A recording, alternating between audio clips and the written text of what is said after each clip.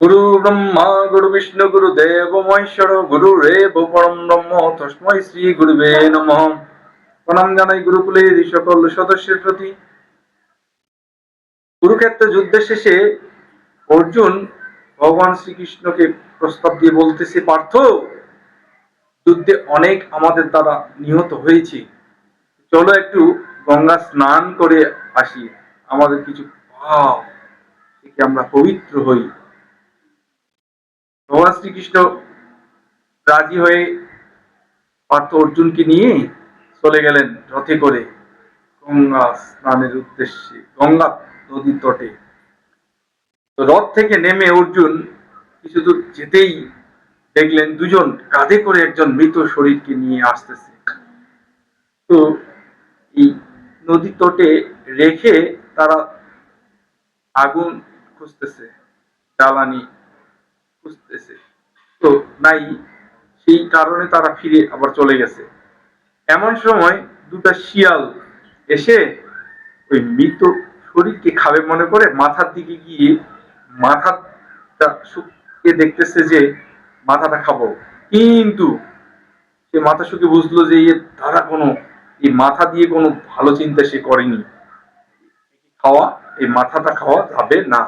হাতের দিকে গেল, হাতে শুকে দেখতেছে হাত দিয়ে কোনো ধর্ম কাজ করেনি, কোনো ভালো কাজ করেনি, হাতও খাওয়া যাবে না। এবার পায়ের দিকে গিয়ে পা শুকে দেখতেছে না, পা দিয়ে কোনো সৎ কাজের উদ্দেশ্যে সে কোনো যাত্রা করেনি, পাও খাওয়া যাবে না। এবার পাতলা শিয়াল এই প্রস্তাবটা মোটা শিয়ালকে বলতেছে এটা খাওয়া যাবে না। এবার মোটা শিয়াল বলতেছে, এই তুমি বাসকস করে খাও, সে কারণে তোমার এই শরীর হয় না, পাতলা, তুমি চিকন।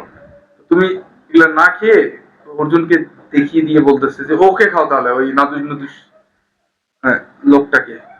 এবার বলতেছে চিকন শিয়াল বা পাতলা শিয়াল বলতেছে,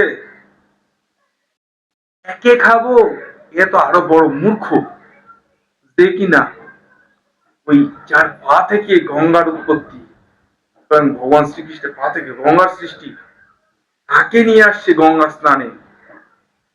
এর মতো বড় মূর্খ আছে, এই মূর্খকে আমি খাবো?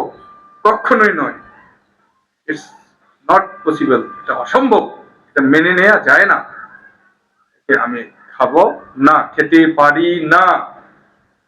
তাহলে দেখেন, ওই একই সঙ্গে এতদিন থেকে আছে, তিনি স্বয়ং ভগবান উপলব্ধি হয়েছে, যখন বিশ্বরূপ দর্শন হয়েছে, অর্জুন সব ভুলে আবার তাকেই প্রস্তাব দিয়েছে চলো গঙ্গা স্নানে যাই। জানে যে তিনি স্বয়ং ভগবান, তার কাছেই সবকিছু সীমায়িত। তাহলে আর প্রশ্নই আসে না যে আবার নতুন করে গঙ্গা স্নান করতে হবে, পাপ তাপ দূরীভূত হবে।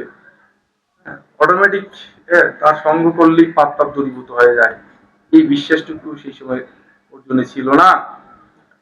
তো আমার গল্প থেকে আমাদের এই শিক্ষাই পেতে হয় যে ভগবানকে সর্বদা সব অবস্থার মধ্যেই উপলব্ধি করার চেষ্টা করতে হয়। ভগবান নিজ হৃদয়ে এবং সব প্রাণীদের হৃদয়ে আছে, ব্রহ্মরূপে, আত্মারূপে তিনি সর্বত্রই অবস্থান করিতেছেন, সর্বং খলিদং ব্রহ্ম।